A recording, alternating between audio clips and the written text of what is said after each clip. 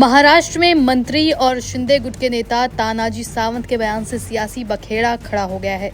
सावंत ने कहा है कि कैबिनेट की बैठकों के दौरान राष्ट्रवादी कांग्रेस पार्टी के मंत्रियों के साथ बैठने पर उन्हें उल्टी आती है।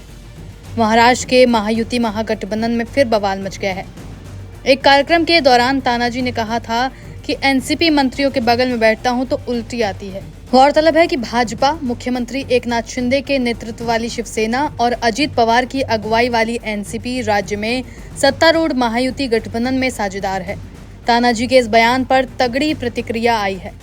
एनसीपी प्रवक्ता उमेश पाटिल ने कहा है कि अब इस सरकार में या तो तानाजी रहेंगे या फिर एनसीपी।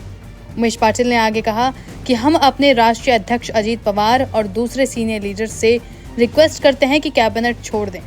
उमेश पाटिल ने कहा कि अजीत पवार को तब तक कोई कैबिनेट मीटिंग अटेंड नहीं करनी चाहिए जब तक कि सावंत को हटा नहीं दिया जाए। उमेश पाटिल ने आगे कहा कि सिर्फ पवार ही नहीं बल्कि सभी मंत्रियों को कैबिनेट का बहिष्कार करना चाहिए। उन्होंने आगे कहा कि हमें सावंत की माफी या बयान नहीं चाहिए कि उन्हें गलत समझा गया। हम बस इतना चाहते हैं कि उन्हें तत्काल प्रभाव से बाहर कर दिया जाए। पार्टी प्रवक्ता ने कहा कि एनसीपी सत्ता की भूखी नहीं थी। हम किसी ऐसे मंत्री के साथ काम नहीं कर सकते जो इस तरह की अपमानजनक टिप्पणी करे। वो महायुति गठबंधन में रहने लायक नहीं है। सावंत पर निशाना साधते हुए पाटिल ने कहा कि मुझे नहीं याद आता कि देश में ऐसा कोई नेता होगा जिसने अपने साथी नेताओं पर ऐसा शर्मनाक बयान दिया हो। उन्होंने कहा कि सावंत दिल के कड़वे हैं। गौरतलब है कि महाराष्ट्र के स्वास्थ्य मंत्री तानाजी सावंत ने गुरुवार को एक कार्यक्रम में कहा कि वो कट्टर शिव सैनिक हैं। एनसीपी के नेताओं के साथ उनकी कभी नहीं बनी। सावंत ने कहा कि भले ही कैबिनेट बैठक में हमें एक दूसरे के बगल में बैठना पड़ता हो, लेकिन बाहर आने के बाद मुझे उल्टी सी आने लगती है। वहीं एनसीपी प्रवक्ता और विधान परिषद सदस्य अमोल मिटकरी ने सावंत की टिप्पणी की निंदा की और सवाल किया कि गठबंधन को बरकरार रखने की जिम्मेदारी क्या केवल उनकी पार्टी की है। उन्होंने कहा कि सावंत ने पहले भी ऐसी टिप्पणियां की हैं जिनसे एनसीपी को ठेस पहुंची है। मिटकरी ने कहा कि हम केवल गठबंधन धर्म की खातिर चुप हैं। एनसीपी नेता ने कहा कि उल्टी आने की उनकी समस्या का इलाज केवल मुख्यमंत्री ही कर सकते हैं। अजीत पवार सत्ता नहीं छोड़ रहे क्योंकि अपमान सहन कर रहे लेकिन सत्ता नहीं छोड़ रहे।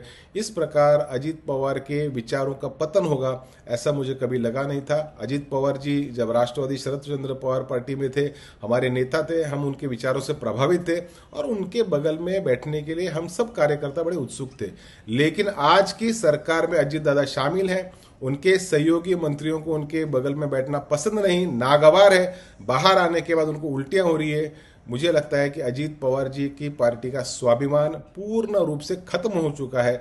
अगर अजीत पवार जी महाराष्ट्र की सरकार से इस्तीफा नहीं देते तो ये मानना तय है कि उनकी पार्टी में स्वाभिमान नाम की चीज उनके मन में स्वाभिमान नाम की चीज अब बिल्कुल नहीं बची। शुरुआत में कहा कि महाराष्ट्र की महायुति की भ्रष्ट जो सरकार है, इनमें महाभारत चल रहा है और ये महाभारत हम सब लोग देख रहे हैं।